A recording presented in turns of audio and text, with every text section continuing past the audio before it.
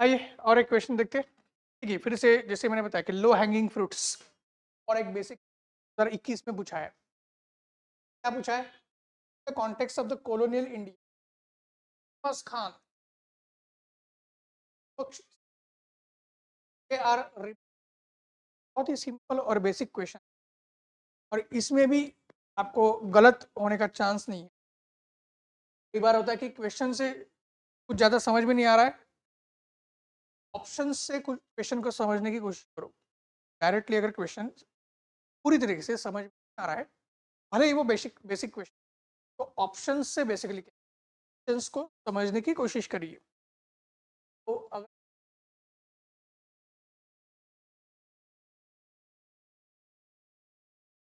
हमसे डायरेक्टली कुछ पता नहीं चल रहा है, ऑप्शन से आपको आइडिया लगेगी कौन क्या था, किस ऑर्गेनाइजेशन से रिलेटेड था या क्या योगदान रहा था में, एक्सेट्रा एक्सेट्रा।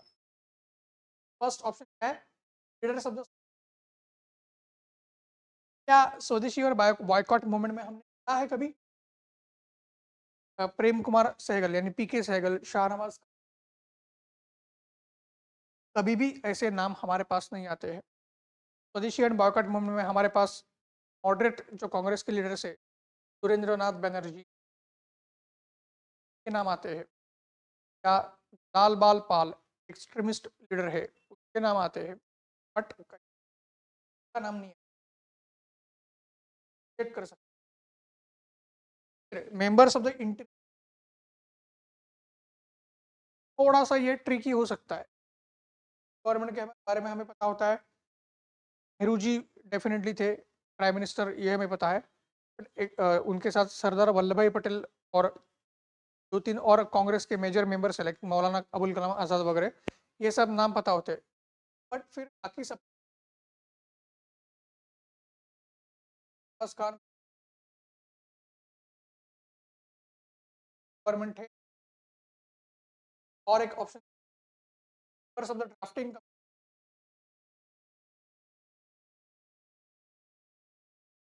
अभी कॉन्स्टिट्यूंट असेंबली ये ऐसा टॉपिक है कि जो हम हिस्ट्री में भी पढ़ते हैं। हिस्ट्री में अगर 20% पॉलिटी में पढ़ते हैं as a evolution of the Indian introduction to the Indian या कॉन्स्टिट्यूशन की जो हमारी हिस्ट्री ऑफ द कॉन्स्टिट्यूशन, उन सारी चीज़ों में कहीं ना कहीं कॉन्स्टिट्यूंट असेंबली कमिटीज के चेयरमैन, ये सारी चीज़ें हमें आती है। भले ही हिस्ट्री में नहीं लेकिन पॉलिटी में तो हमें अच्छी पकड़ होती है सारे एस्पेक्ट्स पे। तो उसमें तो हमने पढ़ा होता ही है इंडियन कॉन्स्टिट्यूशन के नाम तो कभी दिखते नहीं है। हमारे पास सर बी एन राव थे एज अ ड्राफ्टर, मतलब का जो कॉन्स्टिट्यूंट असेंबली है, तो उनके साथ sir B N Rao associate थे। एन मुखर्जी है जो ड्राफ्ट्समैन माने गए थे कॉन्स्टिट्यूंट असेंबली, ड्राफ्टिंग कमेटी के चेयरमैन बाबा साहेब अम्बेडकर थे। Doctor Rajendra Prasad was there as a part of one of the most important members of the assembly. Executive resolution है कॉन्स्टिट्यूंट असेंबली, नेहरू जी ने आपका मूव किया था जनवरी 1940। तेरे नाम और कहीं ना कहीं बड़ों से सारा पता होता है। और इस वजह वजह से क्या है, कहीं ना कहीं हमें इतना पता है, ये तीन नाम ये है। और फिर बात आती है फिर शब्द,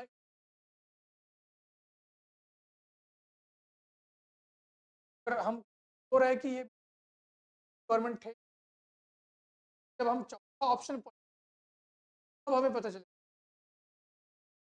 INA सुभाष चंद्र बोस और उनकी जो आज़ाद हिंद फौज है, इंडियन नेशनल आर्मी, उनके साथ कहीं ना कहीं ये जुड़े हुए थे। ठीक है,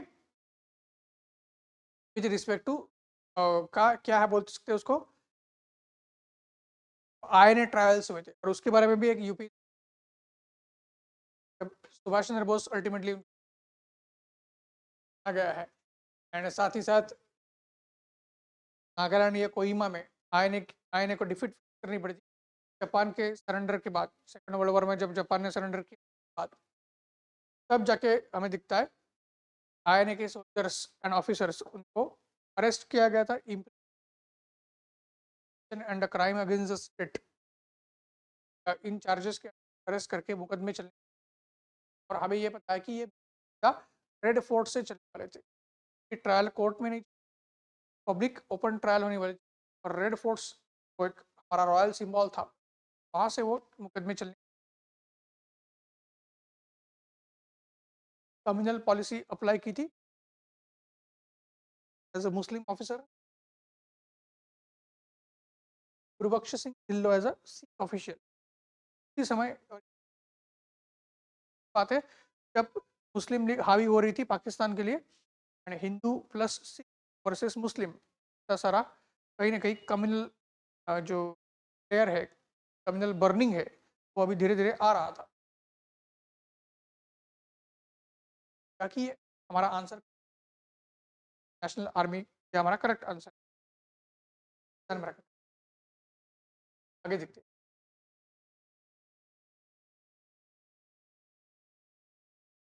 2022 का क्वेश्चन, पहली बार आपको दिखेगा सिलेबस चेंज करने के बाद, सिलेबस करने के बाद 2011 के बाद पहली बार रिवॉल्यूशनरी जो जो एसोसिएटेड पर्सनालिटीज है के ऊपर कोई डायरेक्ट क्वेश्चन पूछे। एक तो गदर पार्टी के ऑर्गेनाइजेशन, लाला लाजपत राय के बारे में क्वेश्चन पूछा था, बट लाला लाजपत राय क्या है, वो डायरेक्टली रिवॉल्यूशनरी लीडर नहीं है, वो एक्सट्रीमिस्ट लीडर है। अगर रिवॉल्यूशनरीज के बारे में डायरेक्टली पूछा, भी पूछा है 2022 में, Harindra Kumar Ghosh,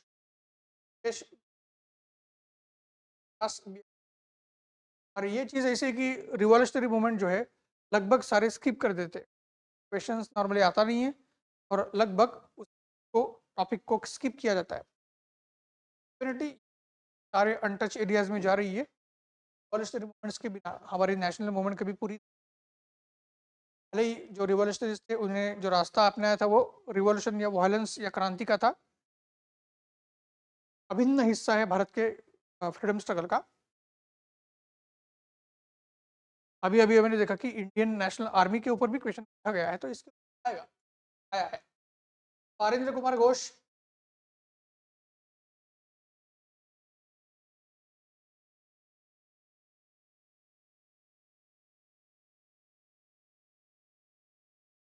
Yogesh, R A Republican Association जो है के फॉर्मेशन में योगेश चटर्जी का हाथ था, एंड रास बिहारी बोस वो जुड़े हुए थे किससे, formation of Indian national army, formation of Indian national army.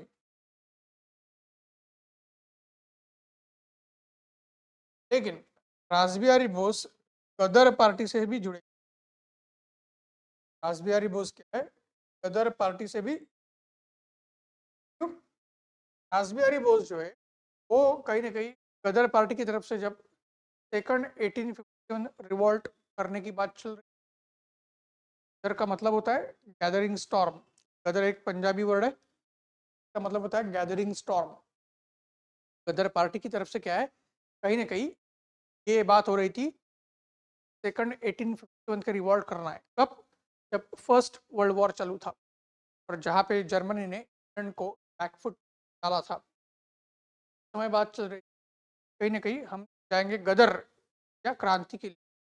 और उसके गदर पार्टी के बारे में अभी अभी हमने देखा था, सैन फ्रांसिस्को में थी। देखिए 2014 में गदर पार्टी के बारे में क्वेश्चन पूछा, 22 में बारे में पूछा है, गदर इज ऑप्शन, जो क्वेश्चन था उसको ऑप्शन डाला गया है। वो जो गदर पार्टी की तरफ से जो कहीं ना कहीं रिवॉल्यूशन होने वाली थी, एक रेबेलियन होने वाला था, वो लीड करने वाले थे रास बिहारी, रास बिहारी बोस। फिर जब हमें पता है कि बारिंद्र कुमार घोष अनुशीलन समिति से है, तो वन जहाँ पे है वो तो ऑप्शन निकल जाएंगे, A and C as option निकल जाएंगे। योगेश चंद्र चटर्जी एचआरए से है, बट रास बिहारी बोस गदर से है, तो दो भी निकल जाएगा। रास्पबेरी बोस अगर गदर पार्टी से है, ऑटोमेटिकली क्या है, दो भी जाएगा। फिर हमारा क्या आएगा answer? D. Answer would be D. ये पॉइंट ध्यान में रखना है। हमारा क्या आएगा, ध्यान में रखना। ठीक है?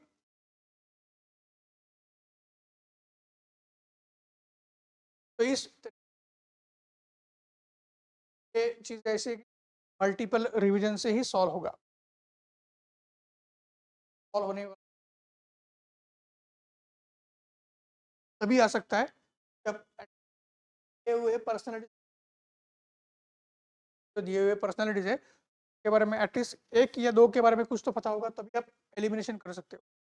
ये मल्टीपल रिवीजन।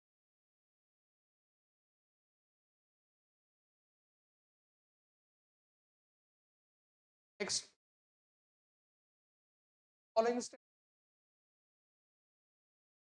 तो पहले हम डिस्कस कर, वो क्वेश्चन क्या आया है एनी बेसेंट के कॉन्टेक्स्ट में, मैंने बताया था आपको।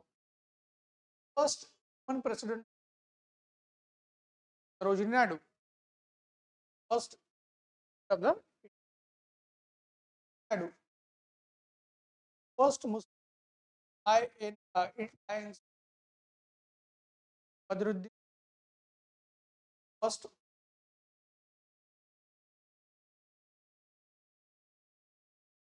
Are correct. ये पर्सनालिटी बेस्ड क्वेश्चन है। इसके सेक्शन और उसके प्रेसिडेंट के ऊपर भी कभी कभी क्वेश्चन, हर दो तीन बार तो क्वेश्चन देता है। तो मैंने बताया था कि जो एनी बेसेंट है, he was the first president of the Indian National Congress as a woman। एक महिला होने के नाते Annie Besant Indian national Congress पहली महिला प्रेसिडेंट मानी जाती है। पहली वो महिला प्रेसिडेंट थी। जाहिर सी बात है, क्या लिखा है, फर्स्ट कब हो जाएगा?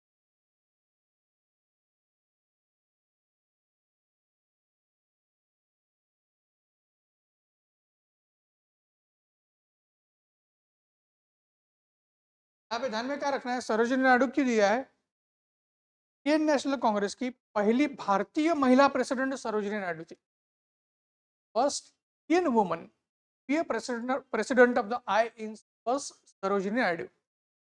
पहली जो भारतीय महिला थी कांग्रेस की प्रेसिडेंट बनने वाली, वो आपको घुमाने के लिए, आपको ट्रैप में डालने के लिए, जानबूझ के भ्रमित करने के लिए किया गया है।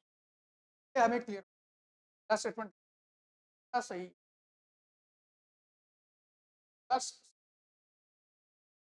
इसी में इस फॉर्म हुआ था है। तो उसका पहला सेशन मुंबई में हुआ था, दूसरा सेशन 1886 में कलकत्ता में हुआ था, आज का कोलकाता, द्रास में हुआ था। द्रास में president of the Congress was the first Muslim president of the, ध्यान में रखना है आपका टू ओनली। ऐसे क्वेश्चंस को आपको सॉल्व करना है। ठीक है, during the Indian freedom, what was the reason behind its form? 2012 का क्वेश्चन है। रिलीजियस का क्वेश्चन, रीजन क्या था उसके फॉर्मेशन के पीछे, कारण क्या था? फर्स्ट, सोशल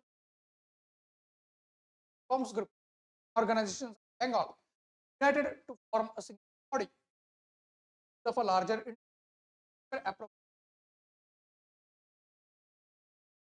ऑप्शंस बहुत कन्विंसिंग लगता है। बंगाल रीजन के सारे जो ऑर्गेनाइजेशन होके एक बॉडी एस्टेब्लिश करने का निर्णय लिया, ताकि क्या है, तो सारे लार्जर इंटरेस्ट, व्यापक हित से को मांग पत्र के सामने किया जा सकता है। बंगाल ये वर्ड ना, यहाँ से आपको अगर मान लीजिए से, तो सिर्फ बंगाल रीजन के सारे ऑर्गेनाइजेशन या एसोसिएशंस या ग्रुप्स जो है, जो सोशल रिफॉर्म्स ग्रुप है, वो एक साथ आके अगर एक बॉडी बनाते हैं तो हम नेशनल सोशल कॉन्फ्रेंस नहीं, क्योंकि ये समय ऐसे था कि यहाँ पे धीरे धीरे भारतीयों के बीच नेशनलिज्म आ रहा था, और वो नेशनलिज्म फैलाने में सारे जो उस समय के हमारे भारतीय जो लीडर्स थे या नेशनलिस्ट लीडर थे, राष्ट्रवादी जो हमारे थे नेता थे, का रोल बहुत बड़ा था। तो सिर्फ बंगाल में जो ऑर्गेनाइजेशन है वो एक साथ आ गई और एक ऑर्गेनाइजेशन बनाई, वो नेशनल ऑर्गेनाइजेशन नहीं। जब तक उसमें बंगाल के अलावा जो भारत हमारा है का रिप्रेजेंटेशन, तो वो लार्जर कवर कर सकती है। तो लार्जर के ऊपर भी ध्यान देना है। वर्ड्स दिए लार्जर इंटरेस्ट के बारे में, वो कैसे ध्यान दे सकती है? बिल्कुल पॉसिबल नहीं है। क्या ऑप्शन कर पॉइंट ध्यान में रखना है। Want to and decided to form a separate,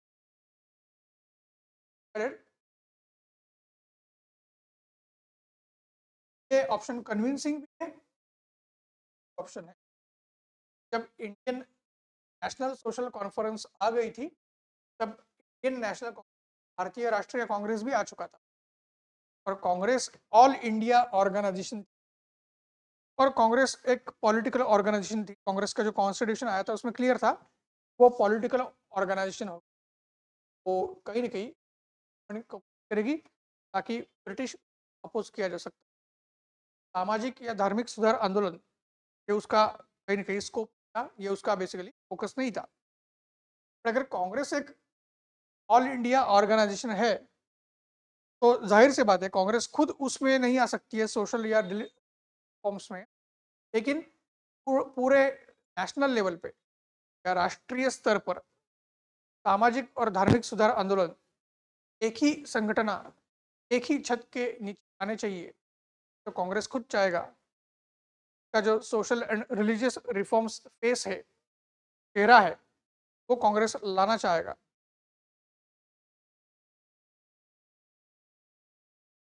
national social conference को लाया गया था।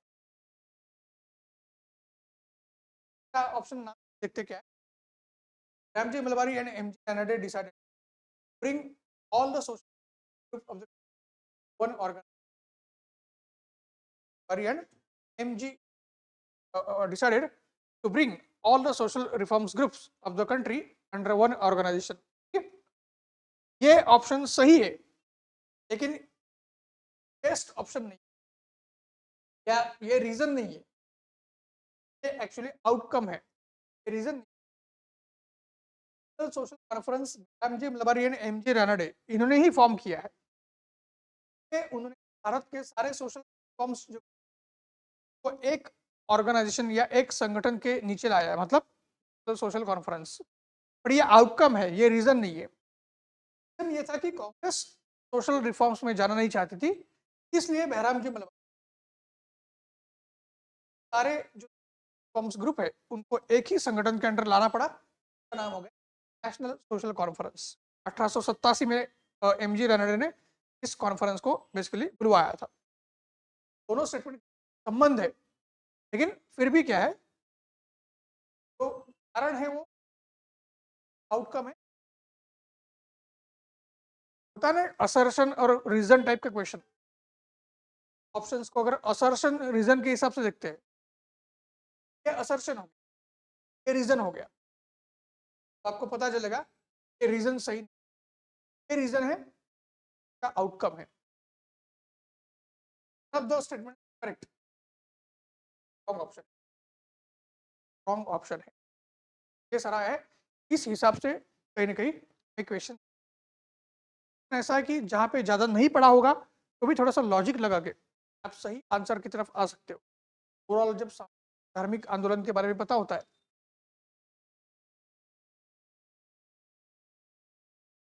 कल, तो एक आइडिया लगेगी आंसर क्या हो सकता है। ओके, 2012 का क्वेश्चन है, ये 2012 का कंसिडर के बारे में, दादाभाई नौरोजी के बारे में।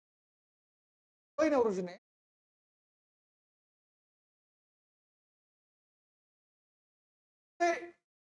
जो प्रभावशाली योगदान है, मोस्ट इफेक्टिव, सबसे प्रभावशाली जो योगदान है उनका, सर्वाधिक प्रभावी देन, वो क्या थी, वो देखना है। फर्स्ट, फर्स्ट, यस, ये तो है ही, ये तो सबसे इम्पोर्टेंट है, और बाकी भी देखते हैं।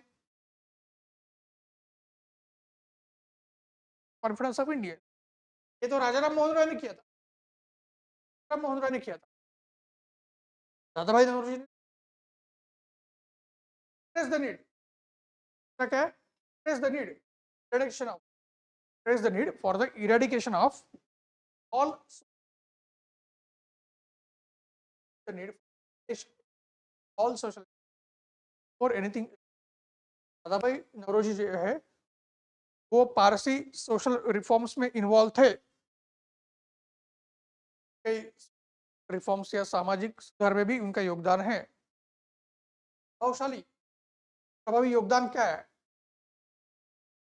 Tradition of, A is the answer, A answer है। आप